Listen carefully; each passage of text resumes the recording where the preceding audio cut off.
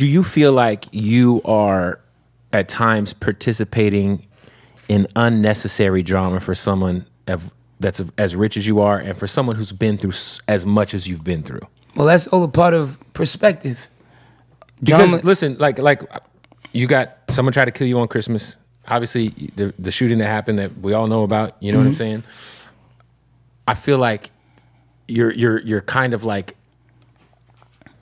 the court case got wrapped up and you just kind of dive right into a whole lot of fucking drama, and I just feel like, well, I'm gonna tell you that's your perspective of not really thoroughly knowing me before music. The shit that happened to me that you see is just highlighted now because I'm an entertainer and I got some fame and a little bit of celebrity, but I really come from the streets and trying to make it out of that. It was hard for me to get to even this point of you knowing me. I've been through way worse shit before I got to that point of you knowing me. Right. So now that you see this and it's highlighted, it just is blown up more. But I've been through, as far as what I was, where I'm coming from, I'm doing pretty good. I'm not talking about financially. I'm talking about as far as things with people. When you one of those guys, as far as like, I've always been like a popular person. I've always worked, like from high school, whatever. There's been people that didn't like me for certain reasons. When I got in the street, I'm getting more money than people. I'm driving nicer cars. They ain't like me for certain reasons. And shit happens in there, and you got to protect yourself. But at this point, saying that, do I think I'm getting into unnecessary stuff, is all a matter of perspective. It's like does fucking a 4-time champion like Klay Thompson have to show his rings to somebody? Somebody can say, hey, Klay, you're above that. Why are you doing that? It's all a matter of perspective. You feel what I'm saying? Does Kobe, the Black Mamba, have to go off and play Kyrie Irving for talking shit? Like, bro, I'm a champ. I don't got to play you at this Olympic shit. So, it's all a matter of perspective. Right. I think that with me, I would be above, and I've never have started any issues with people.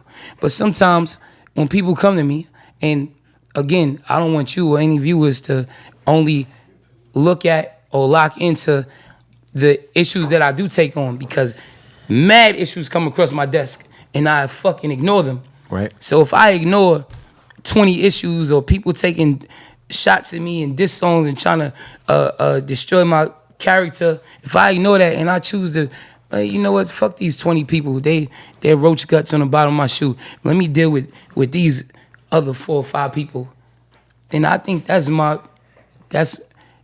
prerogative to do that. You know what I'm saying? It's like, all right, fuck it. And maybe I'll deal with those other people later, maybe I won't. But perspective is saying, if you have a perspective, it all about where you from, your experiences with life and whatever. For sure. Look, Jay-Z was top of the top. He didn't have to go at Nas. He was already ahead of him. He didn't have to do many things that he done. He didn't have to do that. Jay-Z was ahead of Nas. I'm from New York. I know this. He got to the point and he said, yeah, now I'm going to really step on his neck. This when Nas started putting out weak music. You know what I mean?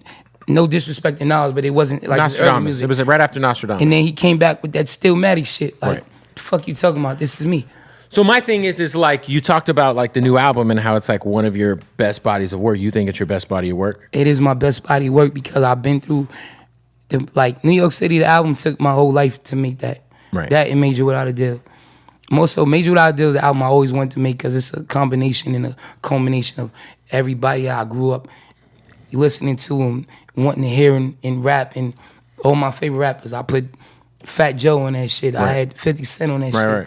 Every Pusha T, Fab, like whoever, everybody was on that shit. Nori, Prodigy, you know what I'm saying? I made that album because I had the ability and access to people. Raekwon, like Raekwon, one of my favorite rappers. For sure. You feel me? So that's that album. New York City was the album that I did for the city. That'd be one of my greatest albums or classic albums to people from New York City because I did that for the city. Right. I took my shine and my highlight and I sacrificed for the city. I wasn't trying to appeal to people everywhere else because I'm like, my city needs this. I'm not going to jump on the South Beat like everybody else is doing just to try to get on.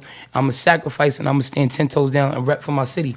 But this album, Dear Hate I Won, this is me going through my most tragic time in life, going through the lowest points in life. You know what I'm saying?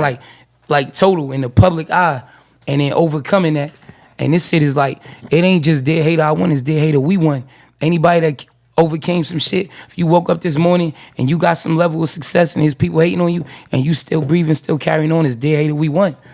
Real shit. And ain't nobody in hip-hop history that has gone through the shit that I went through, lived, survived, and then been able to put an album out with it. Do you think that at times the spectacle of some of these beats you're wrapped up in might take away from people like diving into the album? No, fuck no. Or do you think it's the opposite? Fuck no. I don't. I'm gonna be honest. I don't even take the time.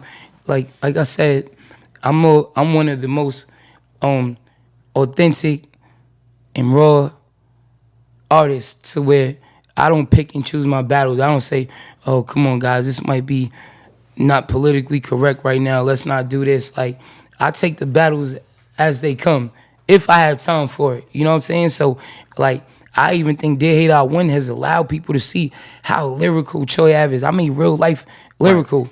Right. Like, since you niggas like writing letters, here go one. Dear Hater, I won. Right. I'm a boss, you a bum. Like, the breakdown of that. This, you know hip hop. On that album, I said, since you niggas like writing letters, here goes one, get a pen. I write this as a free man, paid $500,000 out the pen. I'm out of your league, don't pretend. Bowling on point like a pin. I sat many months, you wrote to the judge soon as you walked in. Mr. Collins and his entourage been doing a lot of shootings. A recent one outside the New York City club, pursue them. And now it's people suing, trying to take all our stack. Got attempted murder because I took the gun from him and bust back. These ain't no made up raps. I'm paraphrasing the facts. I'm the king of the underground. He's just an underground rat. I rose up above the rodents. They trying to pull your boy back. With a cold shoulder and colder hand, whoever reaching gets smacked. Smirat, brat, URL. I'm a W. I in Lambos and Bentleys where I dwell. It's a mansion for sale. I bought that. You just bought to a cell. A real nigga lives on while a fake one dies in jail. I took the actual court documented statement from Ratstone and put it in a song and made it lyrical.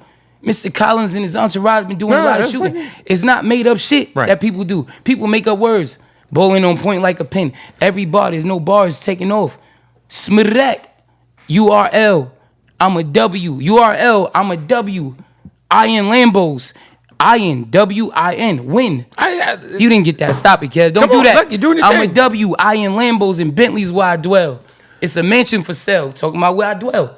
I bought that. You just bought to a sale. Like, these are the shits that people won't get or understand. So now, when you got the light on you and shit, or you got more eyes on you, people like, oh shit, I ain't know Troy Ave was that dope. And I see it. I got a podcast called Facto Show.